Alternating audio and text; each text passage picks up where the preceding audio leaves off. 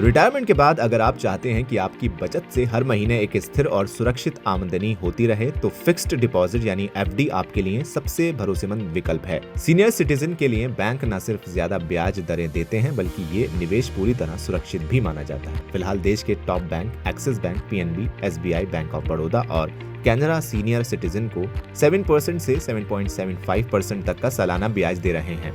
यानी अगर आपने रिटायरमेंट के बाद की फाइनेंशियल प्लानिंग नहीं की है, तो ये मौका आपके लिए सोने पर सुहागा साबित हो सकता है। अगर आप सीनियर सिटीजन हैं और चाहते हैं कि आपकी रिटायरमेंट सेविंग्स से हर महीने स्थिर और भरोसेमंद इनकम आती रहे, तो फिक्स्ड डिपॉजिट यानी एफडी आपके लिए सबसे अच्छा ऑप्शन है। ये निवेश न सिर्फ सुरक्षित है, बल्कि तय ब्याज दर के साथ गारंटीड रिटर्न भी देता है। फिलहाल कई बड़े बैंक सीनियर सिटीजन को शानदार ब्याज दरें दे रहे हैं। एक्सिस बैंक 5 से 10 साल की एफडी पर 7.75% तक ब्याज दे रहा है, जो बाजार में सबसे आकर्षक दरों में से एक है। बैंक ऑफ बड़ौदा 444 दिनों की एफडी पर 7.10% ब्याज दे रहा है, जबकि पंजाब नेशनल बैंक 390 दिनों की एफडी पर 7.15% ब्याज ऑफर कर रहा है।